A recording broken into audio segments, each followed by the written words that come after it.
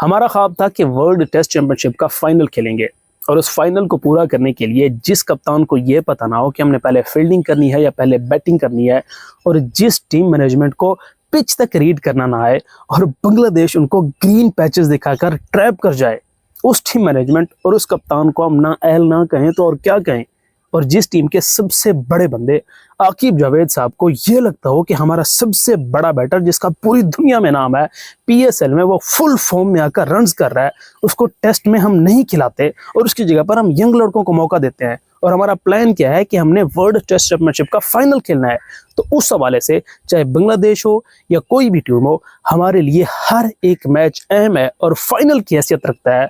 उस मैच से अगर आप अपने बेस्ट प्लेयर को ड्रॉप करेंगे तो सर ये जुर्म है और बहुत बड़ा जुर्म है। और हाँ, ये जो जुर्म है ना, इसके अंदर कप्तान भी शामिल है, हमारी टीम मैनेजमेंट भी शामिल है, इसके अंदर पाकिस्तान क्रिकेट बोर्ड भी शामिल है और सबसे ज़्यादा कसूरवार आकिब जावेद साहब हैं जो इस तरह के फैसले करते हैं। और पता नहीं सिफारशी बुनियादों पर करते हैं या सियासी बुनियादों पर करते हैं, लेकिन इस तरह के फैसले किए जाते हैं। और क्यों किए जाते हैं वो मेरी और आपकी खामोशी की वजह से किए जाते हैं, क्योंकि इनको पता है कि ये कौम तो बेहिस है, ये खामोश है। मुझे पता है कि आपने इस वीडियो को भी ना तो शेयर करना है और ना ही उन बड़े बड़े लोगों तक पहुंचाना है जो ये सारा कुछ मैनेज कर रहे हैं, क्योंकि हमारा काम तो आवाज़ बुलंद करना है ना। हम अपना काम कर रहे हैं। हमें पता है कि पाकिस्तान क्रिकेट के अंदर कैसी कैसी काली काली भेड़ें बैठी हुई हैं जिनको क्रिकेट की अलिफ से बे तक का नहीं पता, और वो पसंद ना पसंद की बुनियाद पर पाकिस्तान क्रिकेट टीम के फैसले करते हैं कि जी ये लड़का मुझे पसंद नहीं है, इसका एटीट्यूड मुझे पसंद नहीं आया, ये इसने ये कर दिया है, ये इसने वो कर दिया है। और इस तरह की आप सिलेक्शन करते हैं कि जी हमारे जो लड़के हैं उनको बोलने की तमीज़ नहीं है। तो सर बोलने की तमीज़ कौन सिखाएगा? आपके T20 के कप्तान साहब आते हैं, उनकी बॉडी लैंग्वेज बताती है कि जी 270 की हिम्मत अगर बांग्लादेश कर दे तो हम उनको चेस करके दिखाएंगे। उन्होंने तो हिम्मत कर दी थी ना, आप करके दिखाते। और जिस विकेट के ऊपर मेहदी हसन मिराज 5-5 विकेटें ले रहे हैं, 38 से 40 ओवर्स के बाद आपके कप्तान साहब और आपकी टीम मैनेजमेंट वहाँ पर नुमान अली को बॉलिंग दे रही है।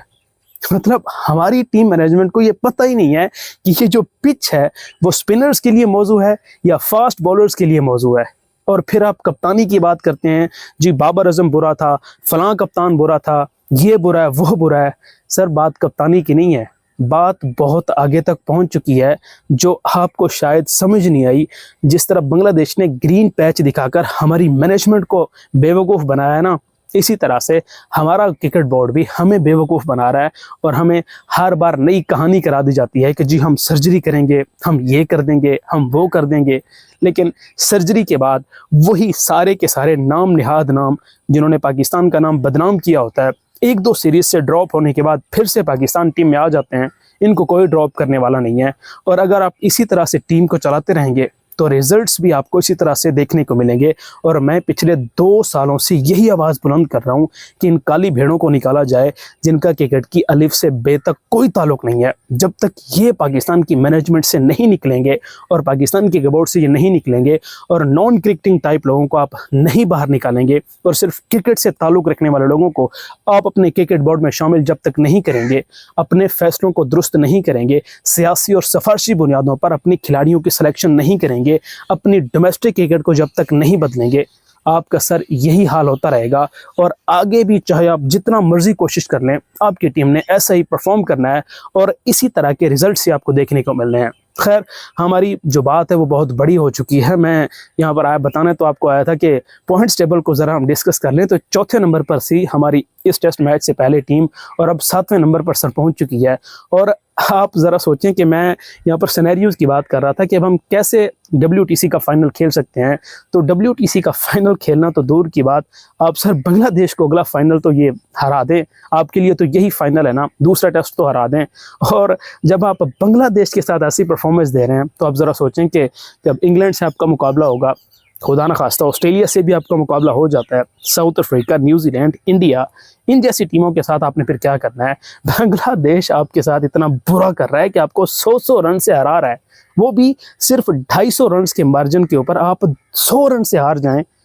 तो मुझे समझ नहीं आती कि हमें गालियां देनी चाहिए टीम को या फिर क्या करना चाहिए। खैर, अल्लाह ना करे कि हमें कभी अपनी टीम को गालियां देनी चाहिए। ये हमारी टीम है, हम सिर्फ इस टीम की बेहतरी के लिए बात कर रहे हैं और ना यहाँ पर कोई बोझ दिखा रहे हैं, ना यहाँ पर कोई नफरत फैलाने की कोशिश कर रहे हैं।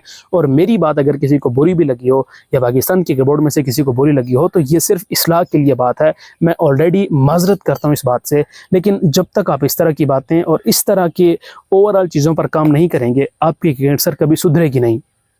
और जहाँ तक बात है कि अब हम फाइनल में कैसे क्वालिफाई कर सकते हैं, तो सर अब आपको बांग्लादेश को भी हराना है, आपको वेस्ट इंडीज़ को भी हराना है, आपको श्रीलंका को भी हराना है, ठीक है।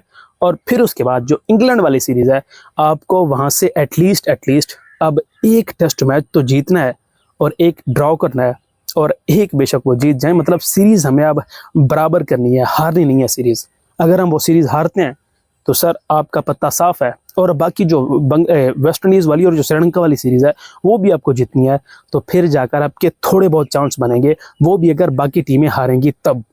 सो लेट्स सी क्या पाकिस्तान का क्या बनता है, और अब क्या आपको उम्मीदें हैं पाकिस्तान टीम से कि क्या हमारी टीम WTC के फाइनल में क्वालिफाई कर पाएगी। मुझे तो सच में आज उम्मीद शायद मेरी मर चुकी है। मिलेंगे फिर इंशाल्लाह नेक्स्ट वीडियो में।